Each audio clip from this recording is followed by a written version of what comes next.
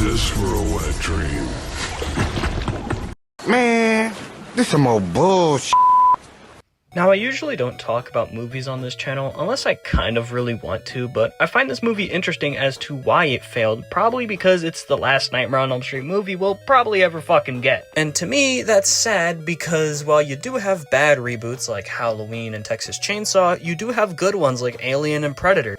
Poor Nightmare on Elm Street. So today, we go like 15 years into the past or some shit to find out why the ever-living sleepy fuck this movie failed. Also, well, if you haven't yet, make sure to like and subscribe as it supports me and the channel. Now, I actually want to thank the people who have been subscribing as of late, as I'm almost reaching 700 subs. Make sure to just subscribe and like, because it not only helps me, but helps the channel, and it also helps me with videos. But to kind of understand why this movie failed the way it did, I feel like we'd have to go, well, again, like I said, 15 years into the past to kind of find out why this movie failed. And when you think of old, well, I would say 2010s, if not late 2000s movies, who do you really think of? You know, the kind of person that everyone memed on back in the day. I can't put my finger on it. Maybe if it was, maybe it starts with an M. Oh, wait, no. Fuck!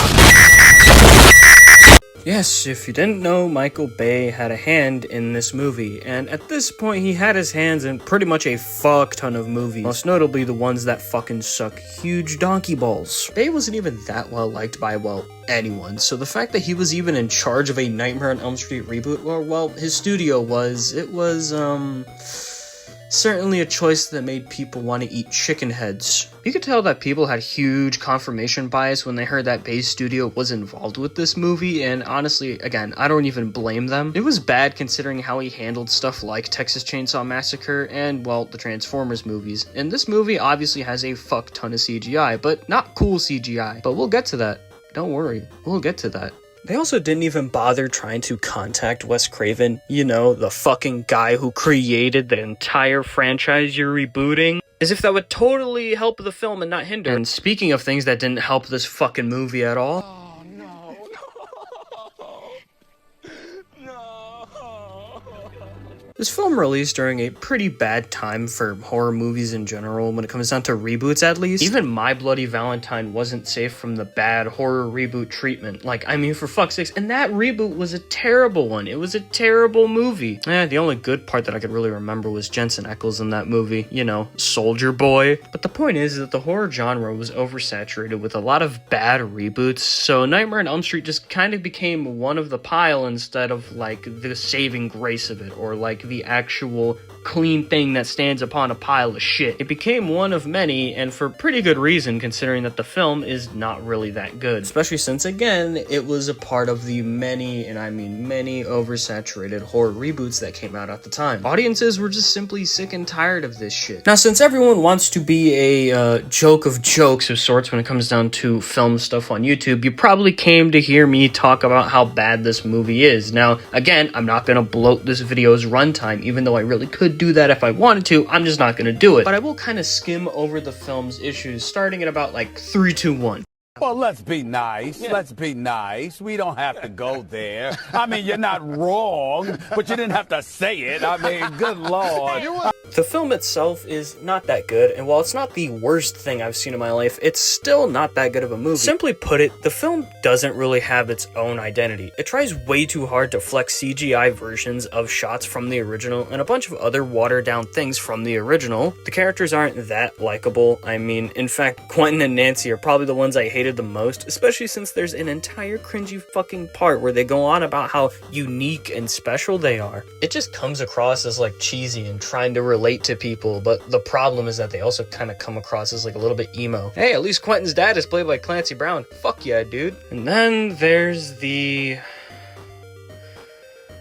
I didn't want to bring this up, but I have to. It's the twist. Now, Wes Craven's original idea was to make Freddy a kid diddler, but thought it was too dark and decided to change it to a child killer. The reboot, like I mentioned earlier, didn't even bother to consult Wes Craven when actually making the film, so the studio pretty much decided to just go with this and run with it. The twist doesn't even help anything writing-wise, nor does it even make things better. Like, the film spent so much time on this is he innocent or not innocent plot point, only to be like, yeah, he's just a PDF file, you know, he was on Epstein Island. Also, lol, here's some more water watered down stuff from the original. And I kind of feel like that's just a bit of a waste, especially since that doesn't change anything about Freddy and how we know him outside of making this already annoying version of him just more gross and thus more annoying. Seriously, he's like an old man that once you finally give him company, he just talks and talks, I shit you not. And in a film that doesn't even have its own identity, he's just one of the many examples of what I mean by the film doesn't have its own identity. Especially since he remains the same as his original outside of that, you know, Epstein change, as I'm gonna call it. And I kind of feel like they should have just went with the whole Freddy was innocent angle, since it's actually a unique and fresh take on the character. It could have actually been a cool thing about things like mob mentality or vigilante justice, but instead they pretty much went with the Epstein idea. I don't know, I feel like the idea of Freddy being an innocent person who was, well, pretty much fucking burned by the parents who portrayed him as a monster only to come back as that monster would have actually been a unique concept for Freddy Krueger, especially if you're just gonna make a one-off film like this. But instead we got Epstein Freddy. And since then, and also a bunch of rights issues, the series has just been dead in the dirt. It's been like super dead in the dirt. Take him to Detroit. No! No, not Detroit! No!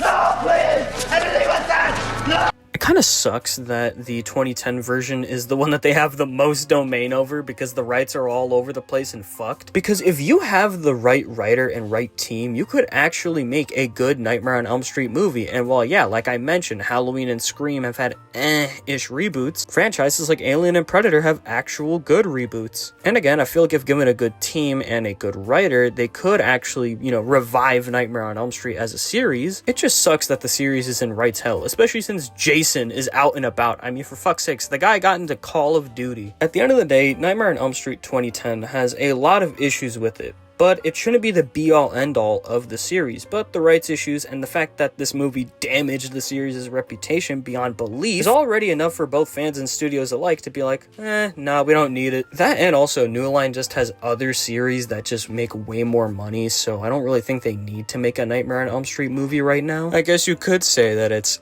in a nightmare it can't wake up from. Oh, what? You didn't like that fucking joke? Go ahead and suck a big fat fucking dick.